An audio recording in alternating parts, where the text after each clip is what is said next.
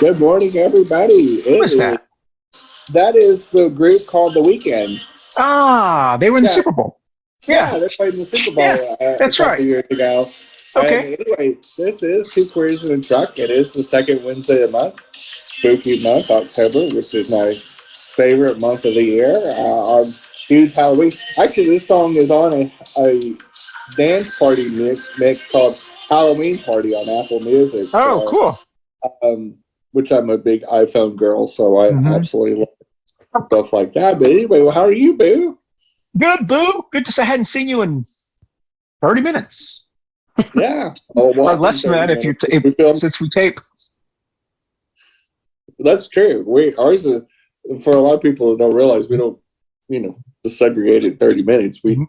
pretty much get reset and As maybe soon as we change can. clothes, maybe dress down a little bit, Make my order, popcorn. refresh our beverage. I got a little popcorn action too. Oh, good Uh, job.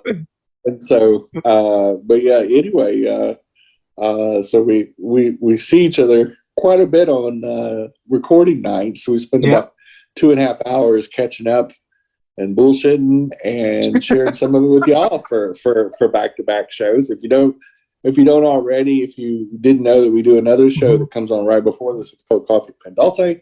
It's a Latinx-based show, community show, but it's English speaking because neither one of us speak Spanish. That's right. And but we have a very broad audience, and all are welcome. And we talk about a different topic every week. Yeah. And so it's topically driven. Unlike this show, which we do 6 segments. If you haven't watched the show, this is the very first time that you've been surprised by us and you were looking for a podcast or a show to watch and you stumbled across our show for whatever reason.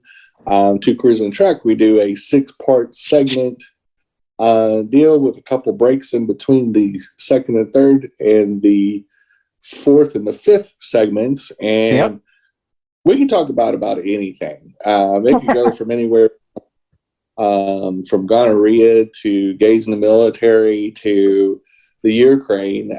We've pretty much covered it, and we have no shame. So strap in, get ready, grab a barf bag and some snacks, and we'll get started here on our first topic, which is the U.S. military is the best version of socialism and the best socialism money can buy. And it's one of the most efficient organizations on the planet. It's also one of the reasons why we have the best and scariest military in the world. That's why Russia is so scared of it. It does not want us to jump into the Ukraine war because it'd be over before it began. But you look at how they became so efficient. And I think when people badmouth socialism, which the U.S. military is socialism by the Republicans' definition, actually, they pay for housing. They pay for medical care for them and their families when they're active duty. They believe in on-the-job training, free of charge. College, free of charge. If you stay in long enough, or if you're wounded in action, you get a retirement benefits, travel benefits, dental care. I mean, the list goes on and on. The benefits of that, my dad's U.S. military retired officer. I knew I grew up with those benefits. They were phenomenal benefits. The only childhood surgery I had was my appendix taken out. Got world-class health care, free of charge. And why I point that out is, one, a lot of Republicans like to talk about the military and blah, blah, blah, and always support the funding of it and get all weepy-eyed and patriotic and all that. But I'm like, you actually are weepy-eyed patriotic about the most efficient use of socialism, not only in American history, but in world history. And the military's, they're not necessarily a liberal organization, but they are a progressive organization. When you look at social change in the last 100 years, the military integrated in the South even before the South was ready to integrate. And before there was, civil rights laws passed. The same way with the gays. They were hiring gays way before a lot of corporate America was hiring the gays. And women and Trans healthcare became important to the military in the mid 2000s, way before it became more socially acceptable to help transgender people. In fact, the U.S. military is the largest single American employer for the transgender community at over 14,000 strong. Wow. And so I find that the fealty that Republicans say they have for the U.S. military is so strange because it's a big old pile of $1 trillion a year of socialism. Mm-hmm. And it's a very socialistic organization. And the fact that from stem to stern, everything, there's so many freebies and so many things given away and so many entitlements in the U.S. military. And even my dad, when he talks about getting things from the U.S. government, he feels entitled. So I serve, and I go, which he's not wrong, but we all serve this country in some way or form. And it's weird how that's okay for a military member or their family to feel that way, but how our society helps drive that $22 trillion economy. We all make Elon Musk rich. We all make, what's Amazon, Jeff Bezos, one of the richest people in the world. We're all paying for those rockets that they fly around in. We all, help the factory build up the Teslas that catch on fire randomly all the time. But we all paid for that. It's all our America. It's all our assets. And how in the military it'd be divvied up and redistributed, just like a good old Marxist state that it is. But when we talk about regular Americans, not so much. And I just find it really bizarre. It's a level of hypocrisy where the military is the Oprah show. You get healthcare, you get college, you get this, you get that. Yeah, just liberals it can be with its spending. But no, if you're not in the military, you ain't fit to get healthcare. You ain't fit to get college. No, you need to pay for it like every other American. You need to go $100,000 worth of debt so you can get a nursing degree or a doctor's degree or whatever. And it just, I think it's just such a bizarre because we just had the Biden's program to help pay for the student loans thing. Now Republicans and MAGAs are just flailing around like, oh my God, it's the end of the world, socialism at its worst. I'm like, well, yeah, what do you want them to do? Just go all of us just go join the military so we can get free freaking education so we don't have student loans? Is that what you want us to do? I mean, we can't all join the military. We got to have people doing other jobs. But it's just it's so silly. You don't hear them say a word about somebody getting their law degree in the military, but it happens all the time. You can actually go to college while you're in the military. They have a distance learning program. They've had it for years. People have gotten all kinds of friggin' degrees in the military or because of the military. And you don't hear a peep out of all that spending, which has been way more than paying off these student loans. Way more. Military alone spends $5 billion a year just on healthcare, including trans healthcare, abortions, reproductive medicines, everything the Republicans freak out about, they get it. And so it's kind of bizarre. It hit me today when I'm thinking about all the stuff that I got as a child because of my dad's U.S. military service and retirement from the military. And never heard a conservative in our family say, oh, y'all don't deserve that. Oh, that's terrible. I pay for my health care. Like no one would dare say that to my dad. But yeah, here we are with the other Americans saying other Americans don't deserve health care or they don't deserve Social Security. We need to put a 5-year cap on Social Security like Rick Scott from Florida is Republicans are trying to do, is put limits and review Social Security and Medicare every 5 years and put it up for a vote. And I'm like, well, that's fucking crazy.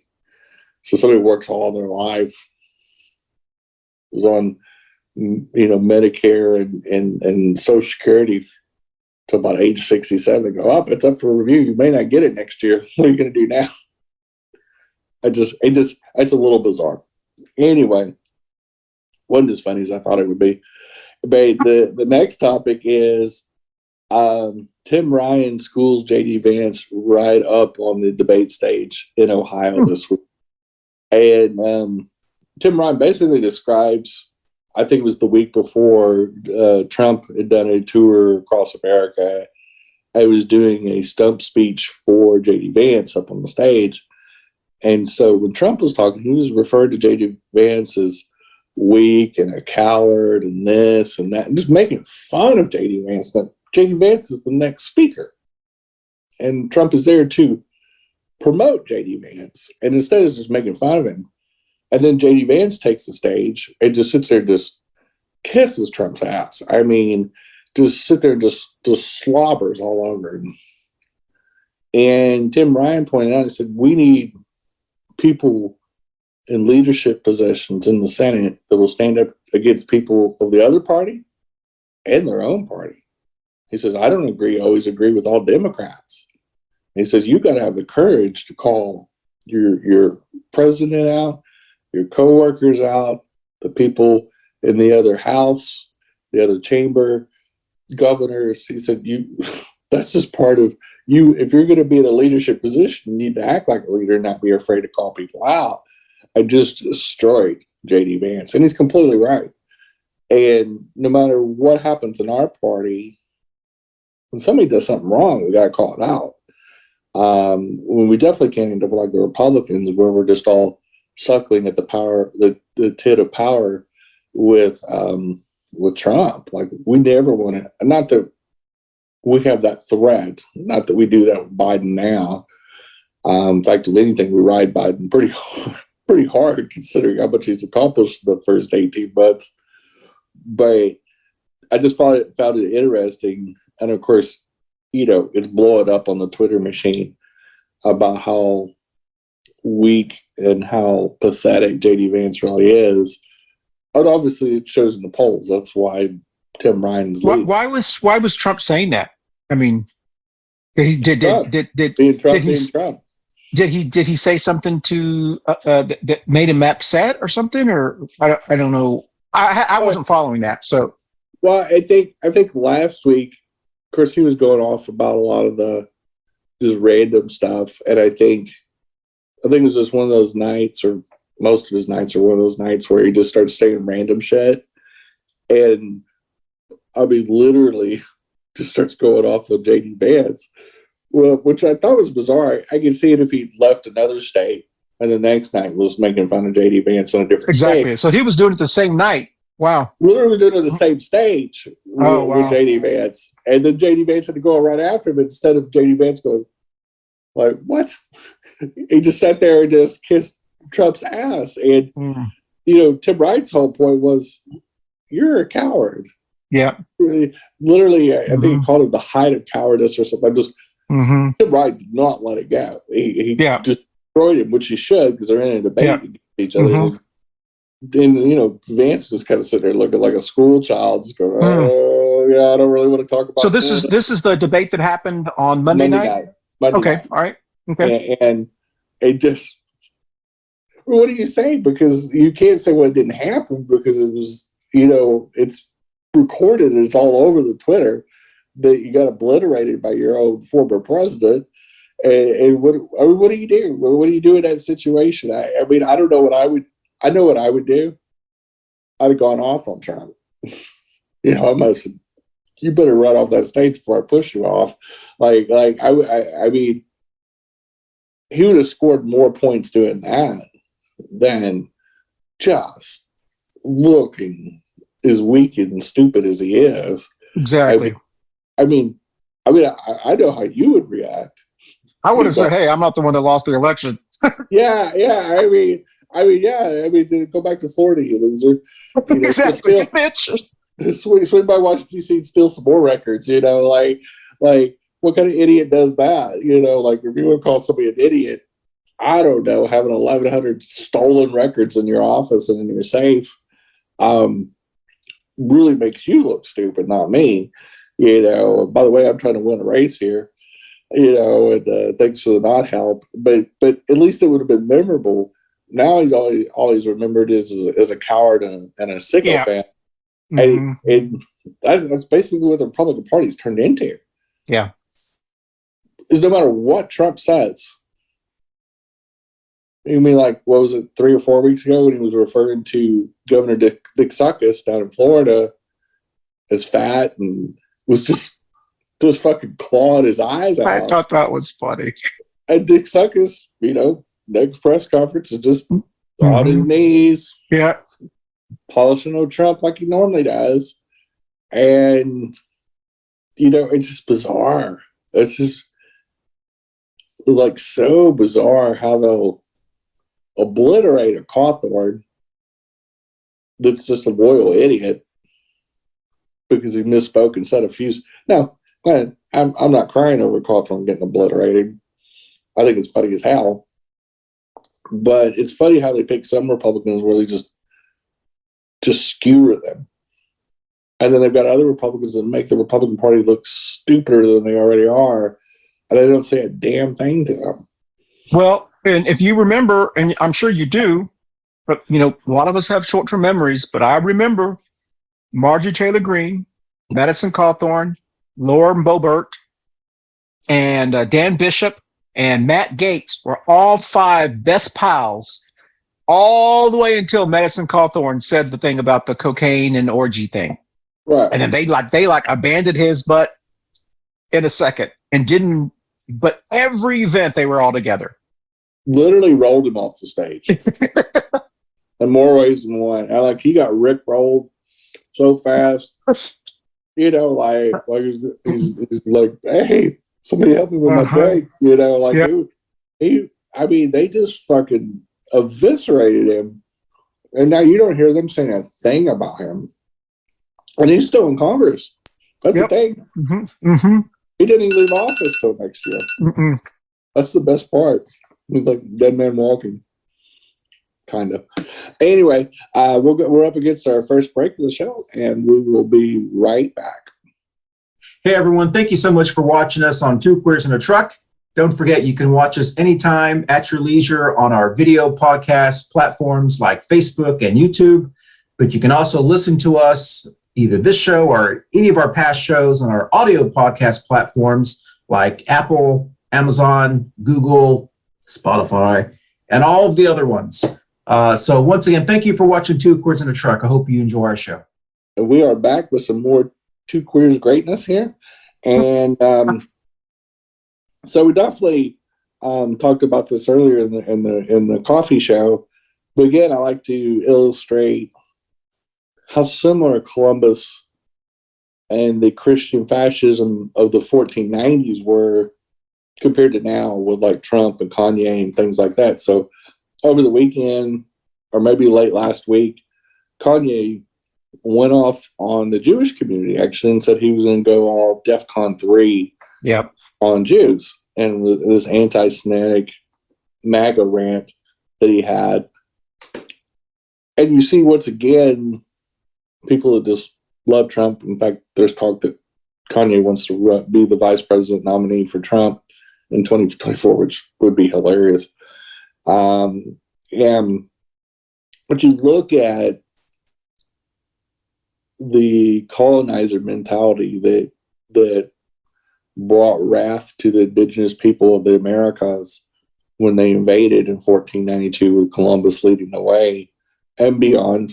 Great Britain did, all these countries did it, and just destroyed, over 100 million people, and, probably a couple hundred nations from tip to stern. And you just look at this and you go, really no different than what we're doing now. In the Christo-fascism of attacking gay people and trans people, new arrivals, and blowing up nations like George W. Bush did, and invading Iraq and Afghanistan.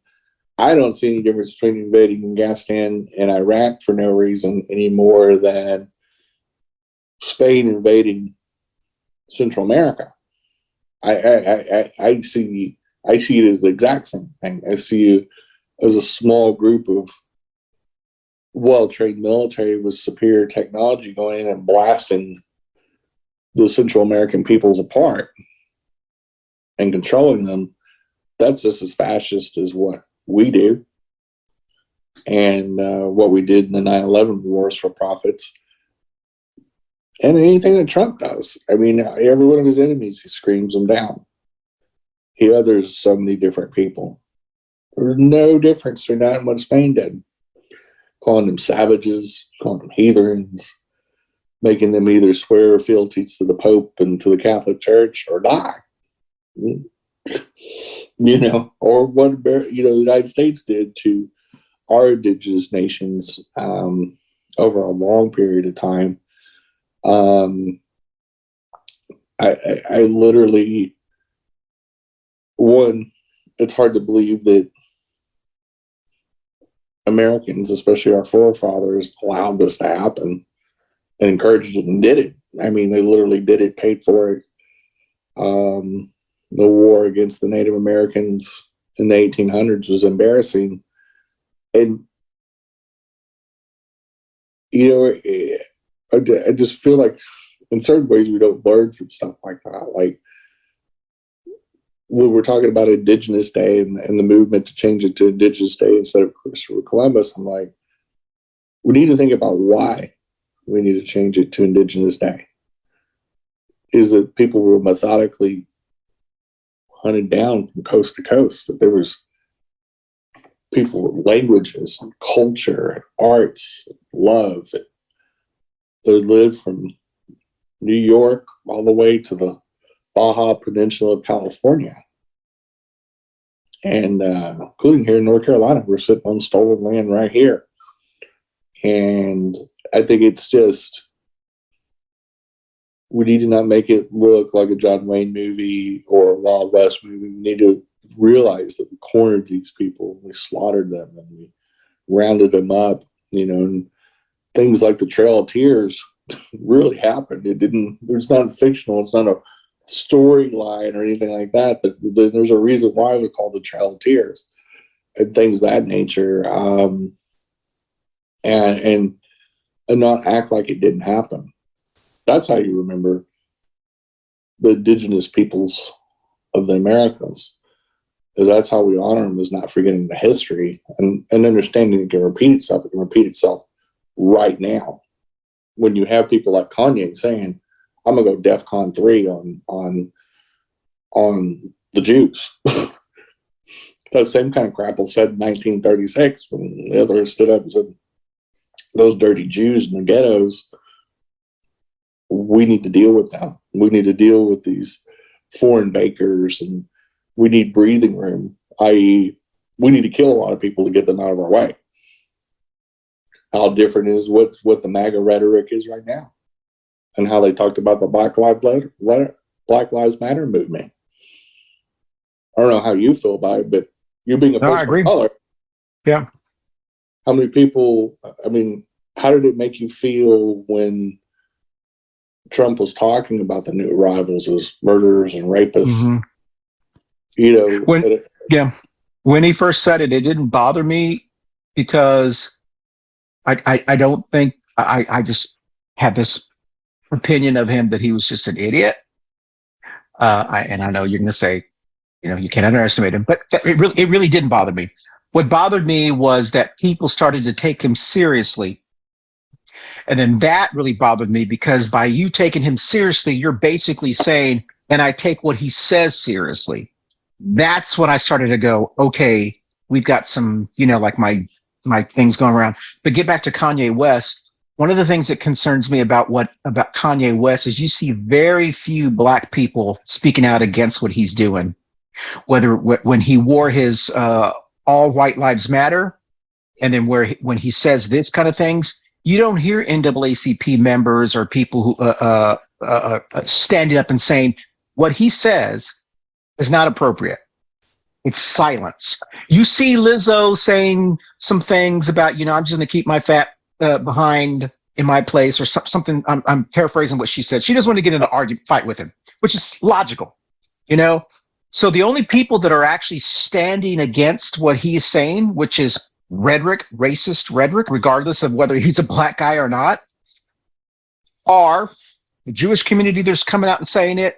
The business community is starting to say, listen, we don't want to be associated with this wacko, you know. Right. And but unfortunately, we're not getting a lot of and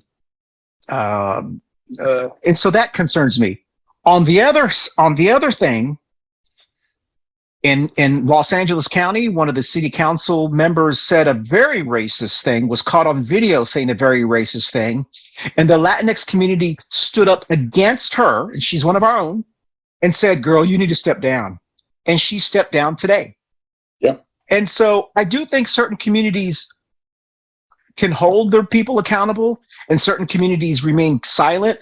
And I'm not saying that the black community doesn't hold their people, if it's a terrible thing to say something like that, but the other people accountable, and you can't compare the situations. But I do think as a general rule, we have to hold people accountable for saying, when they say something. I was held accountable for saying something stupid when I ran for office. Yeah. And as I look back, I should have been held accountable for that.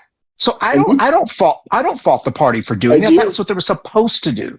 And you still pay the price for what you said on a stage 4 years ago in certain circles. Mm-hmm. And still people hold it against you. And you're exactly right. And I will say that city council person there in Los Angeles was a Democrat, and the local Democrats also chimed in some. Exactly. Yeah, it's time for you to go. Yeah. And our party's not perfect.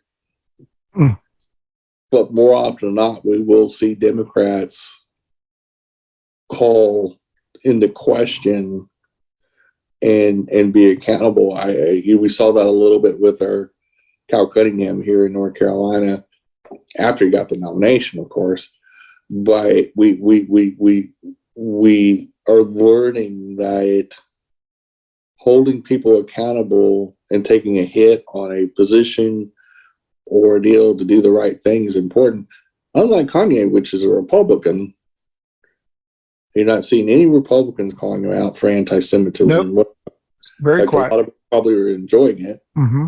Because most of them are anti-Semites themselves. Mm-hmm. And I think it's shameful. And I saw the Jamie Lee Curtis interview that is of Jewish descent. In fact, our grandparents, I believe, went through Auschwitz. And, she said, and I'm paraphrasing all of it because it was a pretty long interview this week, but, more or less, she's like, we can't look the other way.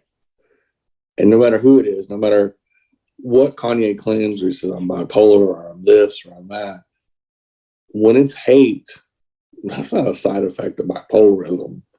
I was married to somebody, took care of somebody for 4 years with bipolarism. Mm-hmm. That's just hate. That's just it's like the people who use religion to hate. Yeah. That's what? True Christianity is not a hateful religion. You're not practicing Christianity. You're practicing that is something. Yeah, that's the indigenous people in Central America. That's right. They got the business into the fire stick on that. Anyway, but timer did not go off because I bumped it. So we'll go on to subject number 4. And I saw this great quote. Lauren Boebert recently said that we need to do away with the Department of Education. And there's one guy that goes by the handle of Liam Neeson instead of Neeson. Yeah, and a pretty funny guy. Said Lauren Boebert wanting to abolish the Department of Education is like chlamydia speaking out against the dangers of penicillin. And so, literally, not to mention, her struggles with the GED test, is not the sharpest tool in the shed. Again, and this is just I guess there's just no shame in the Republican Party, but Boebert saying let's wipe out the Department of Education after dropping out of school to marry and have kids with her sex offender husband or fiance at that time that was quite a bit older, so he's a pedophile too.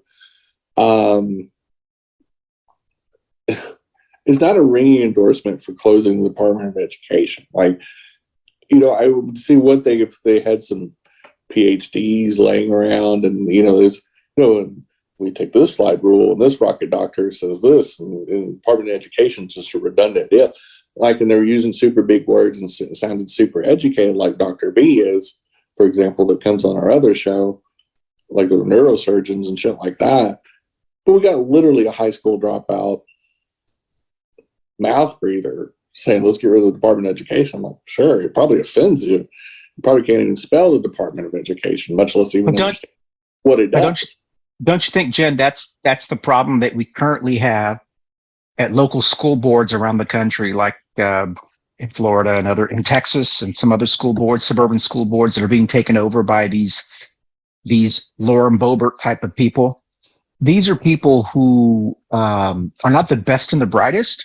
No. They're the ones saying, this is what we need to do for education. Yeah. And there was a time where we would used to say, this is a dumbass. You're not the one I want to listen to. It's the teacher that I want. It's the Alma Adams, the former, a college professor. It's, those kind of individuals are parents that say, I don't know about education, so I want to go to the experts. But don't you think part of it is, and this has been going on since Reagan, is the demonization of the education profession, sure, the demonization of the educator unions, which I find so funny that Republicans never call out police unions. Exactly. For not being normal. Yep. But God forbid a teacher stand their ground and go, no, I want to teach this, and this is why. And educators just leaving in droves because they just can't stand the work in the state they're in, like Florida and Texas, for example, or North Carolina, for that example. We're short teachers here, too. And it's not a coincidence that some of the dumbest states in the United States also are short a lot of teachers. And I think anytime that you start demonizing, and again, this goes back to the running thread, what we talked about on the last show and this show, is that once you objectify and demonize certain populations, it is to take them over or destroy that part of the population. It's not an accident that they passed a legislation, the Don't Say Gay bill in Florida, and then turn around and they're 40, 50,000 teachers short. Hey, Jen, we're working those schools. The one thing that I've always said is this is something that you're reminding us it happens continuously in history. Why don't we just do it back? Why don't we, the ones that are being marginalized, learn from history one day and say, I'm going to start doing it back to you? I think for one, marginalized people like ourselves, the others, we usually never have power. Okay. Typically, even when there's a regime change, like after they got rid of Hitler and all that in Nazi Germany, they didn't necessarily the next government wasn't necessarily super progressive, but it was progressive compared to Hitler, compared to the Nazis, but everything would be progressive. Like, Catholic Church would almost be progressive compared to Nazi Germany. So I think the majority of our history, probably all of our world history, as far as humans are concerned, progressives never really controlled governments per se. Maybe for a short while during the revolution, but pretty soon after that, just like in the Russian Revolution, the people that kind of did the revolution methodically got pushed to the side for people like Stalin. There was probably as bad, if not worse, than the czars before him. Like the czars weren't warm and cuddly, but I think the Russian people started to realize, oh my God, it could be worse, and I think that's what we have to be careful about is there's a balance between pushing back and marginalizing the people that marginalize you. Do you turn into them? And that's what happened. Well, no, exactly. And that's kind of what I'm saying is that when they say this stuff, Biden got elected, Democrats are in charge of the Senate and the House, and they want to if we really wanted to hurt you, we would have done it by now. Exactly. Yeah. So And so there's this talking point right now between the MAGAs that are trying to scare each other, saying, do you want to turn into a South Africa? You see, when those black people took over, how they started to really go against the white people. That's what these black and brown people. Well, I know, but that's what they're saying. Yeah, and of course they're telling people, and they're so stupid and uneducated. Yeah, they're like, oh my God. Yes. Yeah. I mean, and second of all, they said the same thing when Obama became president, and they passed Obamacare, and there was going to be death panels. Exactly.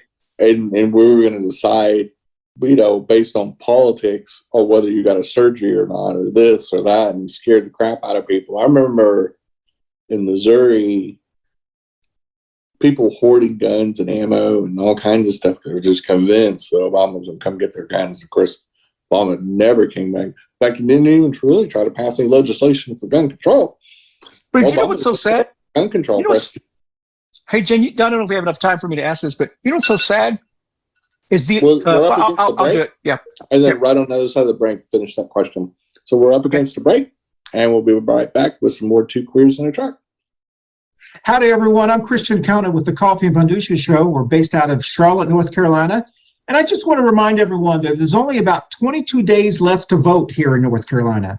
If you have not registered, and if you are going to early voting may be underway right now, you can actually register the day of to vote.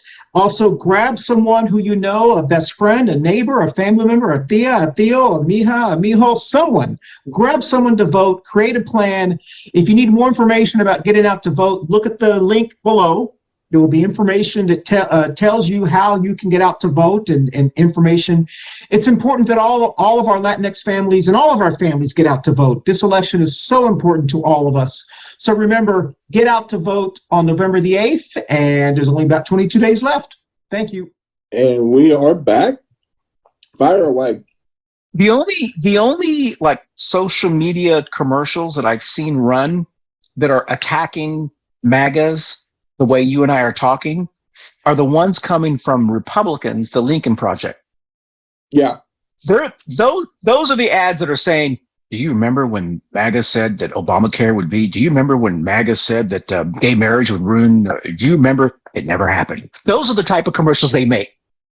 Yeah. So it's like, I wish we would hire them to run. Well, I mean, in essence, these are, because I know they're speaking to Republicans, yeah, that are now fighting on the Democrat side. They're basically re-registered as Democrats and independents. But they do realize that the current MAGA movement is counterintuitive to the sustainability of the United States. That you can't strip away people's basic human rights and expect to be a productive country anymore. And so I think there's a lot of realization that, this is pretty bad. And I think a lot of Republicans have woke up and either switched sides or just, not voting Republican anymore. I think we saw that play out in 2020 with Biden winning by 8 million votes. I think you saw that again after the Dobbs decision and people in mass registering in Kansas and other places to stop this kind of crap and to keep people like Sarah Palin from getting into Congress, which is very understandable because Alaskans do know how stupid Sarah Palin is. Topic number 5 kind of goes back to a trans discussion, and it was brought up by a poster on Twitter that is a cis woman, not a trans woman, and that her gender identity matches her plumbing that she was born with. And she was talking about her gender affirming care. And she said, cis people, men and women, get gender affirming care all the time. And she was talking about going through PCOS, polycystic, and how she had to get estrogen, how she had to get hormone treatments, how she had to go and find a way to get facial hair and body hair removed and a lot of other things, which is no different than trans women go through all the time. And it's funny how we would never criticize a cis woman for getting hair removal or getting hormones to correct an abnormality in their health care, which still, they're doing it mostly to look more feminine. And yet, if I do it, I'm the scourge of the earth and the fall of America. Sure. And men get it all the time. There's a lot of cis men who go out and get testosterone treatments because they're low T. And because when you're low T, there's a lot of times your body can feminize even a little bit. Yep. And men like petrified. Hey, well, I don't want this or that to happen. I want my willy to work too, and all kinds of other things. Have more muscular frame, and so they go on testosterone treatments. I think it's so bizarre that, again, these cis men getting these testosterone treatments, they're also androgens. They can make you more, they will make you look more masculine. Don't get criticized for it, for the same gender affirming care that a trans man would get. And I think it's just so weird. I think it's so stupid. And I think when people stop and think, gender affirming care, no matter how you started this journey, is normal. Birth control is gender affirming healthcare. Pregnancy is a very dangerous thing. It's very pregnancy just by itself is life threatening on what a cis woman or a person with ovaries goes through. And it's gender affirming care. Viagra is gender affirming care because many men attach their virility and be able to achieve an erection with their manhood. I mean, just look at all the gun owners. I mean, and the guys with the jacked up pickup trucks. I mean, they attach that manhood to objects or their penis. And so, oh man, I just did this last night to her, and all that.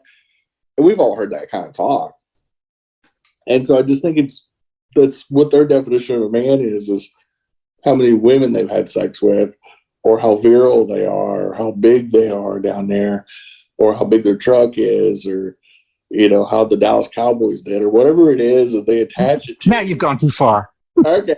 But their manhood and their identity, like, you take my gun, you take away my manhood, it's gonna make me cry. And it's just so bizarre how that kind of gender affirming stuff is okay. And how eat up they are. If I go out and get on hormones, or I go out and get a surgery, and they just flop around like a fish in a boat, it's like, Jenny's wearing a dress, like how dare she, it's just so bizarre. And I was thinking about that today when I read that tweet. I was just like, yeah, it's just saying it that way even made me think more like everybody does gender affirming care of some type, where it's going out buying new clothes, buying all this, and we reaffirm who we are gender identity-wise all the time. Yet one group of people gets off the hook. But if Billy, what's his face, from Pose goes out and wears a dress, Twitter melts down. Yeah. It's very bizarre. It's a very bizarre world we live in. Like you affirm it one way that they want you to, it's fine. The moment you change it, I'm like, so do we really live in a free society? Are we really into free speech? Are we only into free speech if it confirms your bias? Because my gender identity is very much part of my speech. It's very much who I am. How I dress is very much a part of my speech. Being able to wear what I want when I want is because I live in a constitutionally protected democracy.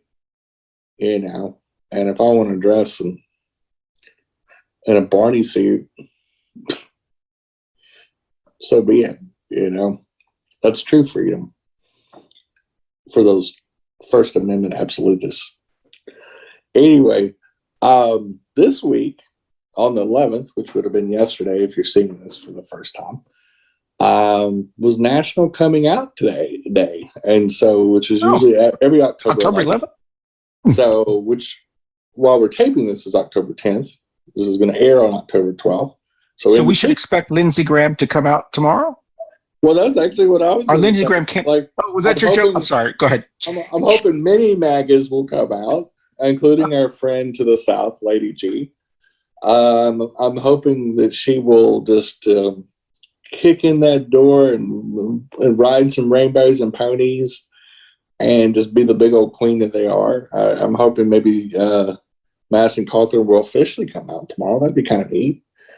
I don't think he will, but you never know. But I'm wondering who you would like to see come out of the closet, Christian. Well, I don't want to see anybody come out of the closet who doesn't want to come out. Now, I would think in 2022, I hope that we as a society have made it easier for people to come out. Because not everyone has that support group to be able to come out. So I do hope that anyone who feels comfortable to come out. Saying that, I do think, and you and I have said this before, any person on social media that says something snarkly or hateful about someone in the LGBT community should be subject to being invaded by the group Anonymous so we can find out if they're really in the closet. Or at the very least, see what kind of porn they watch. Exactly. So the first thing we've got to get in the habit of saying, Dan Bishop, you're against bathrooms and this. What do we need to know? Yeah, just look at your browser history real quick. Well, exactly. How about, Anonymous already did this for us. Here's the transcripts from your browser history. It's kind of funny. You like big, and you cannot lie. And, because you just know on his browser history and some laptop he stuffs in his closet every night before he puts on his little silky PJs and hugs his cock-shaped pillow, there is some funky porn he browses right before that. Yeah. Anybody that has been that adamant and that twisted about story times with drag queens, hating on trans people going to the bathroom, which is so bizarre in itself. But anybody that's been that twisted for that long about marriage equality and all kind of other stuff, he watches some funky porn. Jenny, what do you think people who have ran against him have not said these things? Well, because it kind of makes you look like an asshole. Okay. I mean, I'm okay with people thinking of me as an asshole. Mm-hmm. I think. What would they have to lose? They're not going to get the people who like him's vote anyway. No, but it would be funny. I would personally do it if I wanted to run against Dan Bishop for shits and giggles, which would be absolutely ironic and delicious. That would be wonderful. It would be one of the few people Republicans I'd ever run against, because it's the irony of a trans woman against the author of the bathroom bill. But if I was up on stage, absolutely, I'd let the bullets fly. Because I know I'm not going to win in that district. There's no fucking way. But I can expose him for the piece of shit that he is, so that the next person that runs, you talk about, just like in boxing, how you work the body and you work the body. So I'm going to be that person that's going to be working the body. So when it gets to the 15th, see, we're on the same page. But knowing that I'm not going to win, I'm a kamikaze. Yeah. I'm going to go in and I'm going to run for about a year, year and a half of just emasculating the little bald-headed freak that he is, and just skewer him every day on Twitter, and just, have little deals where he's in dresses and singing the sound of music, and, I feel pretty, I feel gay, and just getting a crack team of programmers and designers to create the best memes ever, just for humor, because he won't debate me. I would destroy him. Exactly. I'm way too quick-witted for him.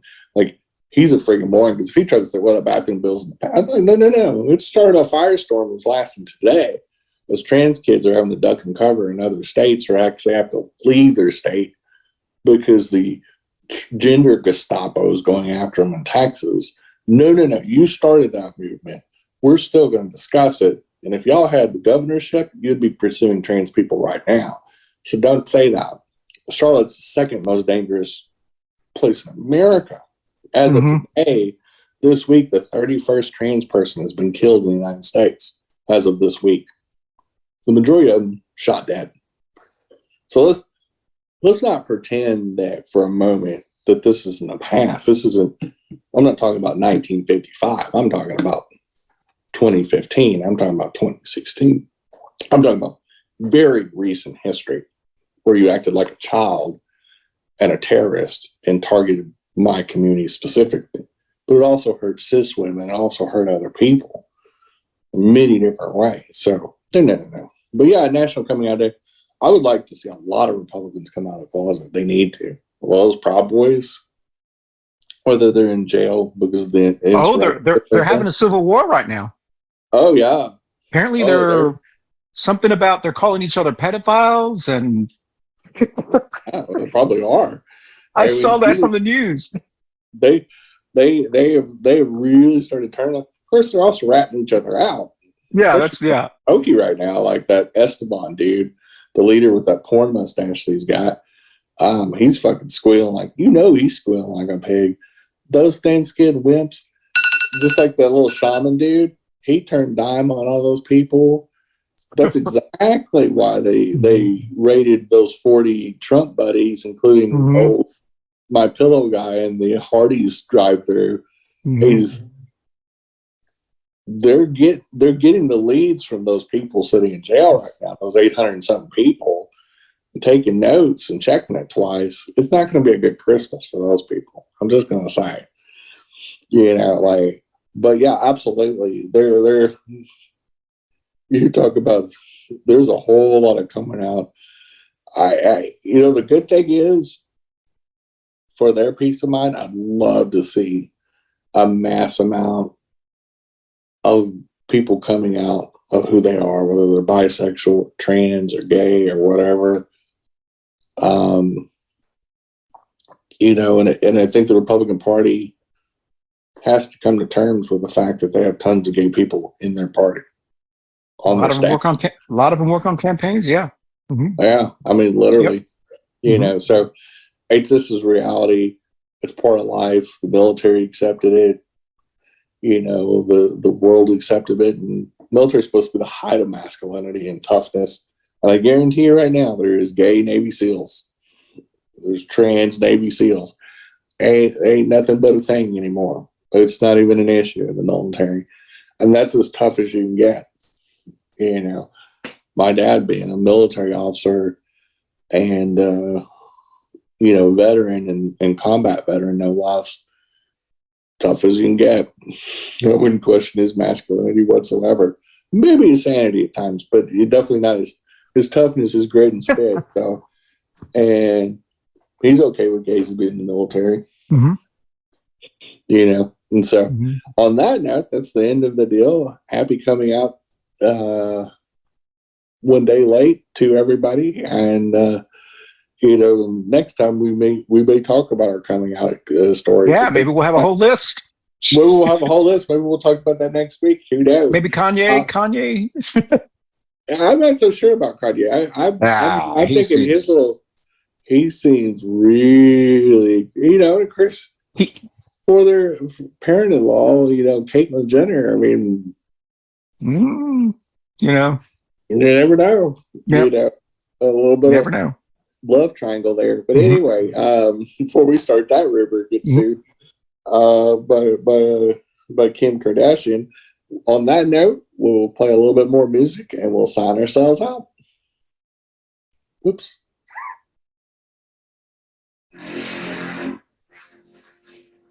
Oh yes, matched the music again. Anyway, this is Two Queers in a Truck. Hope you have a safe week. Bye, boo. Bye, boo. Good show. Hey, y'all. Thanks for watching Two Queers in a Truck. Hope you have a safe week. And by the way, to one of the commenters on our post that our loud, annoying music is distracting. Oh, shit. See you next week. Have a great week. Bye, boo. That was funny. Boo.